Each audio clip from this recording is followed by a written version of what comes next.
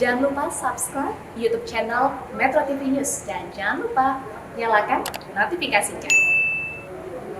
Pemirsa, kami akan mengajak Anda untuk bergabung dalam konferensi pers yang akan segera digelar oleh Badan Pengawasan Obat dan Makanan atau BPOM pada siang hari ini terkait dengan pelaksanaan vaksin booster yang diagendakan mulai pada 12 Januari mendatang, termasuk penerbitan izin penggunaan darurat atau Emergency Use Authorization untuk vaksin COVID-19 booster. Kita akan ikuti bersama.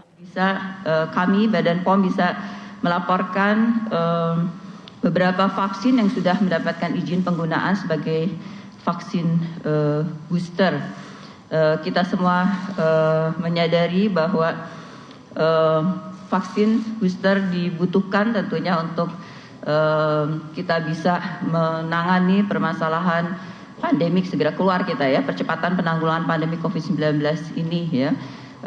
Berdasarkan data Kementerian Kesehatan, update kita, saya kira kita patut syukuri bersama dan tentunya menyampaikan, saya mewakili pemerintah, mewakili Badan POM dan masyarakat Indonesia seluruhnya tentunya berterima kasih atas segala kerjasama yang telah kita lakukan bersama-sama sehingga pada hari ini situasi di Indonesia tentunya relatif terhadap berbagai kondisi yang dihadapi negara-negara lain cukup baik ya, terupdate per 7 Januari cakupan vaksinasi primer di Indonesia untuk dosis 1 sebesar 81,5% dan dosis 2 sebesar 56%. Ini dari laporan dari Kementerian Kesehatan, atau sebesar 56% dari 208 juta sasaran vaksinasi populasi Indonesia. Kemudian tentunya juga tetap kita ya vaksinasi harus kita tingkatkan dan sekarang kita masuki tahapan vaksinasi booster. Atau apa istilahnya booster, vaksinasi lanjutan, dosis tetap booster, booster ya, booster istilahnya pakai vaksinasi booster atau ada yang bilang vaksinasi dosis selanjutnya booster. Badan POM mendukung upaya pemerintah dalam program vaksinasi tentunya dengan melakukan percepatan dalam melakukan proses evaluasi dan penerbitan emergency authorization untuk vaksin-vaksin COVID-19 ya, yang sudah memenuhi standar sebagai vaksin primer. Tentunya sebelumnya penerbitan emergency authorization ini tentunya merupakan awal untuk kita bisa mendapatkan akses untuk vaksin COVID-19 yang dibutuhkan oleh masyarakat. Badan POM juga selain memberikan izin penggunaan melalui emergency authorization, juga kami mendukung kemandirian, membangun kemandirian vaksin dalam negeri. Ya. Badan POM berkomitmen mengawal berbagai penelitian di dalam negeri, baik itu yang dilakukan oleh peneliti Indonesia maupun juga pengembangan yang dilakukan oleh peneliti Indonesia bekerjasama dengan peneliti dari negara lain ya, atau industri vaksin dari negara lain untuk melakukan penelitian, pengembangan vaksin, serta pembangunan fasilitas produksi di dalam negeri. Sehingga kita bisa selanjutnya memproduksi sendiri vaksin-vaksin terutama, ya vaksin-vaksin lain juga dan juga terutama pada kasus kita menghadapi pandemi ini adalah vaksin COVID-19 untuk peningkatan kemudahan affordability, mungkin dalam meningkatkan akses dan kesediaan vaksin bagi masyarakat dan tentunya juga untuk mendorong juga peluang ekspor kita, peningkatan daya saing kita dari industri farmasi di bidang vaksin untuk melalui peluang ekspor. Badan POM telah memberikan pendampingan terhadap penelitian dan pengembangan vaksin serta pendampingan pembangunan fasilitas produksi vaksin dalam negeri melalui asistensi regulatori, pendampingan melekat ya intensif, pelatihan dan bimbingan teknis sumber daya manusia untuk menyiapkan tentunya fasilitas produksi, fasilitas yang memenuhi persyaratan cara produksi obat yang baik dan berstandar internasional tentunya. Pendampingan pemenuhan CPOB ini untuk membangun fasilitas produksi telah kami lakukan terhadap beberapa industri biofarmaceutical ya, antara lain tentunya PT Bio Farma yang selama ini adalah satu-satunya industri farmasi vaksin di Indonesia. Kemudian menyusul PT Biotis yang sudah kami berikan CPOB untuk fill and finish ya. Kemudian untuk produksi nanti vaksin merah putih yang bersama dengan UNER, kemudian PT Etana dan PT J-Bio. Ya, ini adalah 4 industri farmasi yang terus kami dampingi untuk bisa menjadi produsen vaksin yang bertaraf internasional. Nah, dikaitkan dengan pemberian emergency authorization untuk vaksin COVID-19, saat ini sudah ada 13 vaksin COVID-19 mendapatkan persetujuan. Kemudian tentunya berdasarkan pengamatan uji klinik yang berkembang di negara lain maupun juga di kita dengan waktu yang lebih panjang, ya, telah menunjukkan bahwa respon imun yang dihasilkan oleh vaksin COVID-19 tentunya akan menurun seiring dengan waktu dan interval penurunan yang bervariasi, ya, tergantung dari jenis vaksinnya. Data imunogenisitas dari hasil pengamatan uji klinik terdiri dari semua vaksin COVID-19 menunjukkan adanya penurunan kadar antibodi yang significantly menurun sampai di bawah 30% terjadi setelah 6 bulan pemberian vaksin primer yang lengkap. Oleh karena itu diperlukan pemberian vaksin booster atau dosis lanjutan untuk meningkatkan kembali imunogenisitas yang telah menurun.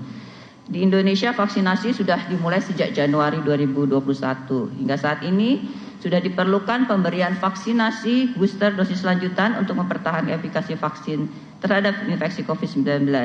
Dan juga hal ini sesuai dengan rekomendasi WHO, juga nanti akan ada program yang akan dirancang oleh pemerintah tentunya dikaitkan dengan pemberian vaksin booster yang akan menunjukkan prioritasnya tentunya didahulukan untuk populasi yang berisiko tinggi, yaitu lansia, tenaga kesehatan, dan kelompok individu imunokompromis yang selanjutnya tentunya akan diberikan juga untuk umum.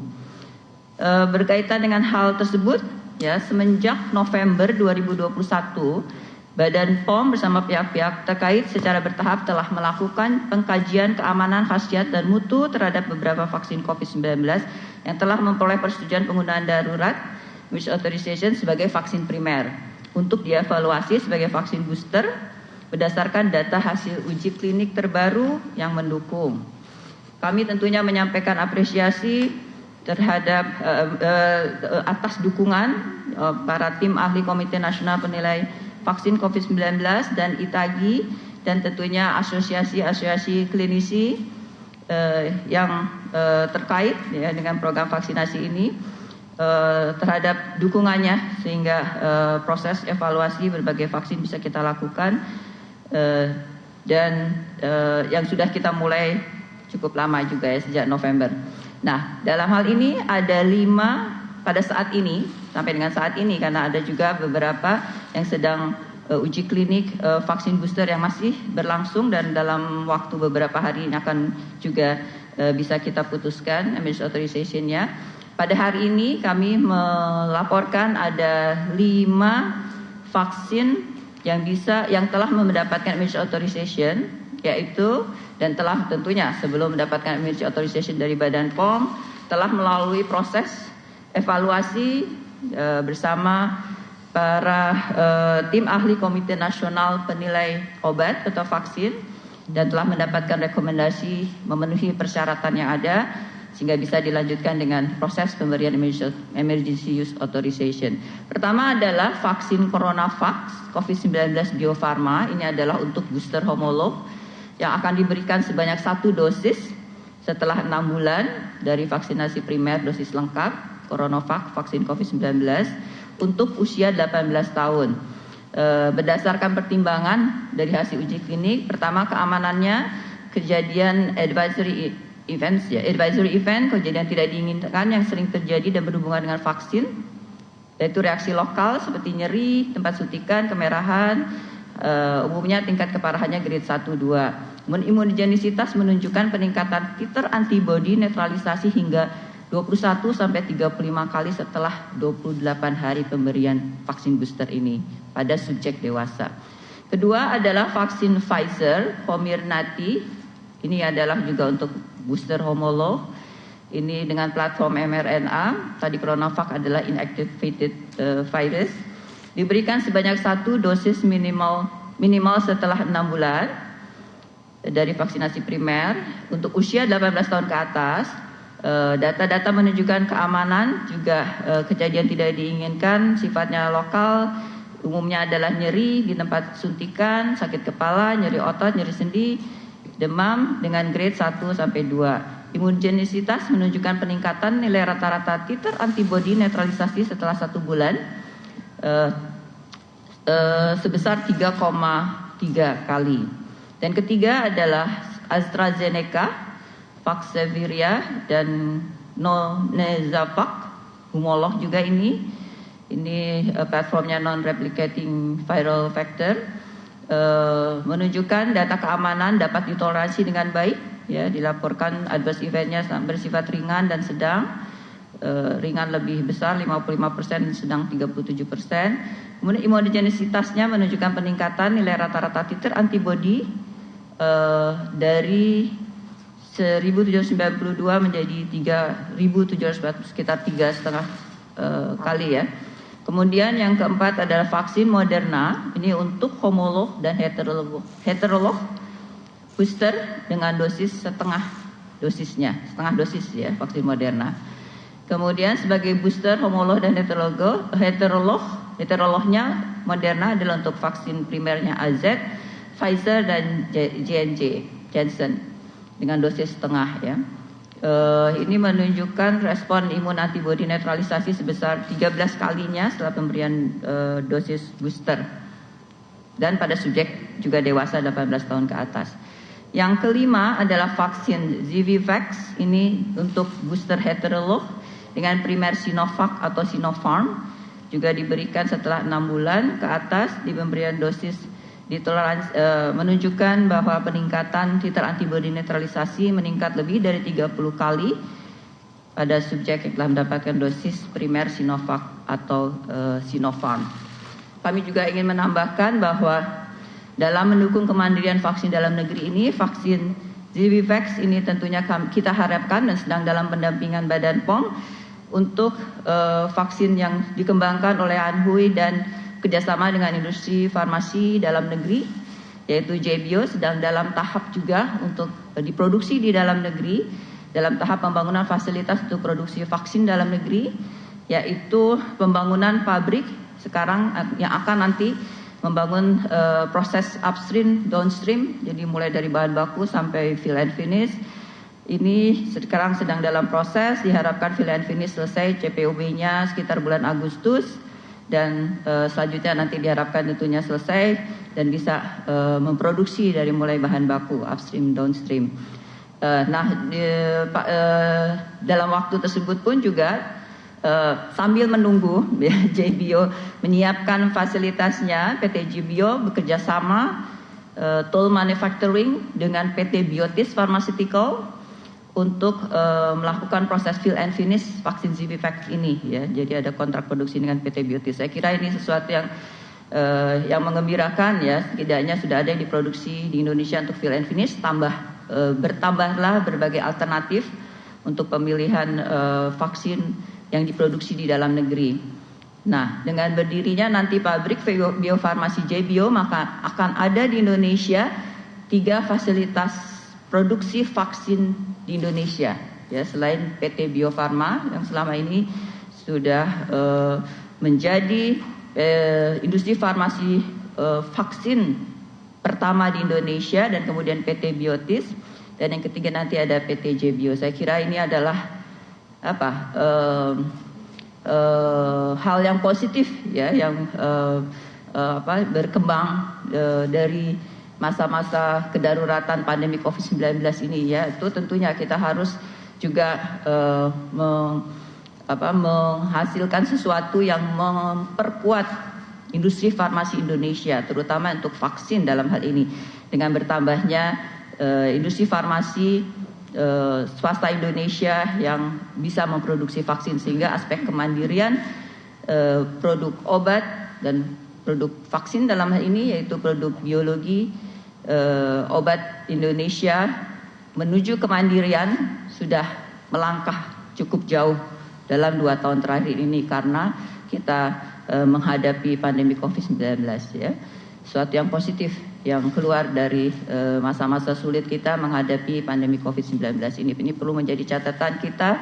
Tentunya keberhasilan Indonesia untuk terus memperkuat industri farmasi Indonesia menuju kemandirian produk obat dan vaksin dalam hari ini untuk Indonesia, untuk masyarakat Indonesia.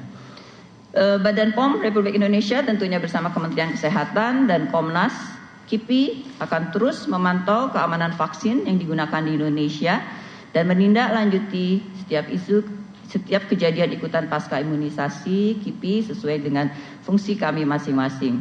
Secara konsisten juga Badan POM tetap menghimbau masyarakat, walaupun vaksin kita alhamdulillah sudah berproses dengan baik dan semua sudah divaksin, kita yang sudah divaksin tetap menerapkan protokol kesehatan sebagai kunci kita untuk bersama-sama keluar dari rantai penyebaran COVID-19 dan memenangkan perang kita melawan pandemi COVID-19. Memakai masker adalah keharusan tetap dalam situasi pandemik ini. Dan juga 3M ya, memakai masker, menjaga jarak, mencuci tangan, dan lain-lain untuk meningkatkan daya tahan tubuh kita dan kesehatan kita. Demikian saya kira saya sampaikan. Terima kasih atas segala dukungan sehingga kita bisa melangkah ke tahap selanjutnya dalam upaya kita untuk segera keluar dari pandemi COVID-19 ini. Terima kasih. Assalamualaikum warahmatullahi wabarakatuh. Waalaikumsalam warahmatullahi wabarakatuh. Terima kasih banyak Ibu Kepala Badan POM untuk atas press statement-nya. Kami mengundang Ibu Sri Jeking untuk menyampaikan sedikit pandangan terhadap rencana booster ini. Ya, terima kasih Pak. Ibu Penny yang saya hormati. Assalamualaikum warahmatullahi wabarakatuh. Ya, pemirsa, baru saja kita mengikuti konferensi pers yang disampaikan Kepala BPOM Penny Lukito terkait dengan penerbitan izin penggunaan darurat untuk vaksin booster, di mana programnya akan dimulai pada 12 Januari mendatang. Ada 5 vaksin yang sudah melalui tahapan uji klinik dan sudah juga melalui proses evaluasi dari tim ahli Komite Nasional Obat dan juga vaksin. Di antaranya ada CoronaVax, Pfizer, AstraZeneca, Moderna, dengan dosis yang berbeda, yaitu CoronaVax dan Pfizer akan diberikan 1 dosis, termasuk AstraZeneca, kemudian Moderna akan diberikan setengah dosis. Tentunya semua ini akan diberikan kepada masyarakat yang sudah menerima 2 suntikan dosis lengkap sebelum setelah 6 bulan dari proses vaksinasi, dan hanya akan diberikan kepada orang dewasa berusia 18 tahun ke atas.